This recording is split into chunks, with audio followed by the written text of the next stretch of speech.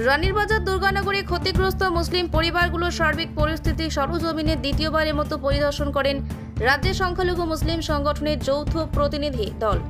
রবিবার বিকেলে চারটি সংগঠনের আহ্বায়ক তথা সোনামুড়া নাগরিক অধিকার মঞ্চের সম্পাদক মাওলানা ডক্টর জাহিরুল হকের নেতৃত্বে ত্রিপুরা রাজ্য জমিয়ত উলামা হিন্দের সভাপতি মুফতি আব্দুল মোমেন, ত্রিপুরা রাজ্যিক ক্যামেরাতে শরিয়া নাদওয়াতুত তামিরের সাউথ জোনাল কমিটির কনভেনার তথা অল ইন্ডিয়া মিল্লি কাউন্সিলের ত্রিপুরা রাজ্যিক সম্পাদক মাওলানা জাকির হুসাইন আল জলিলি, ত্রিপুরা ইমাম অর্গানাইজেশনের সভাপতি মাওলানা ইয়াসিন মিয়া, ত্রিপুরা অ্যারাবিক এডুকেটেড ফোরামের উপদেষ্টা মাওলানা জামাল হোসেন, মোহাম্মদ সাকিব হাবিব প্রমুখ। প্রতিনিধি দলের সদস্যরা কথা বলেন ক্ষতিগ্রস্ত পরিবারগুলোর সদস্যদের সাথে, দেখেন ভাঙচুর, অগ্নিসংযোগ, লোপাট হওয়া বাড়িঘর এবং পুড়ে ছাই হয়ে যাওয়া সামগ্রীর চিত্রগুলো। রাজ্য সরকার এবং প্রশাসনের কাছে অবিলম্বে দুষ্কৃতীদের গ্রেপ্তার করে দৃষ্টান্তমূলক শাস্তি প্রদানের দাবি জানিয়েছেন প্রতিনিধি দলে। ক্ষতিগ্রস্ত হওয়া অসহায় মানুষগুলো আশ্রয় নিয়েছে ওই এলাকার শিবিরে। আক্রান্ত পরিবারগুলোর মধ্যে খাদ্য, রান্নার সামগ্রী সহ কিছু আর্থিক সহায়তা প্রদান করা হয়। পরিদর্শন শেষে সাংবাদিকদের মুখোমুখি হয়ে রাজ্য সরকার এবং প্রশাসনের নিকট মন্দিরকাণ্ড এবং অসহায় মুসলিম পরিবারগুলোর ধ্বংস লীলায় যারা জড়িত তাদেরকে অবিলম্বে গ্রেফতার করে দৃষ্টান্তমূলক শাস্তি প্রদান সহ উপযুক্ত ক্ষতিপূরণ দেওয়ার জন্য আবেদন করেন যৌথ কমিটির প্রতিনিধিরা। অসহায় পরিবারগুলোর পাশে থাকবে বলে আশ্বস্ত করেন চারটি সংগঠনের প্রতিনিধিরা। এদিকে এই যাবৎ রাজ্যের মুখ্যমন্ত্রী, সংখ্যালঘু মন্ত্রী সহ কোন সংখ্যালঘু মোর্চার নেতা কর্মীরা তাদের খোঁজখবর নেয়নি বলে ক্ষোভ প্রকাশ করেন আক্রান্ত পরিবারের সদস্যরা। দেখুন বিস্তারিত। আগরতলা থেকে আমির হোসেনের রিপোর্ট, ভিশন 24।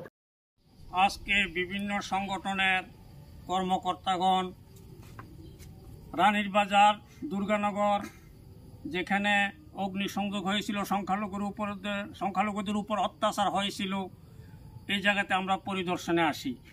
আমার সাথে আছেন ডাক্তার জহিরুল সাহেব, আছেন নাদওয়াতুত তামিরের মাওলানা জাকির সাহেব, ইমাম অর্গানাইজেশনের মাওলানা ইয়াসিন সাহেব এবং জমিয়ত উলামা হিন্দের আমি মুফতি আব্দুল মোমেন সাহেব এবং মাওলানা জামাল সাহেব সহ অনেকে আমরা আছি এখানে।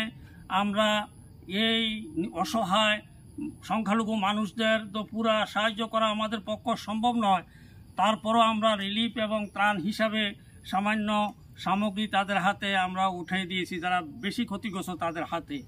এবং আমরা আজকে প্রায় সবগুলা বাড়িরে বিভৎস অবস্থা দেখার সুযোগ হয়েছে এবং ওরাদের বাড়ি ঘরে এরকমভাবে প্রথম লুটপাট করেছে এবং তারপরে অগ্নি সংযোগ করে মানুষগুলাকে একদম ঘরবিহীন এবং উপরে চালবিহীন তাদেরকে রেখে দিয়েছে।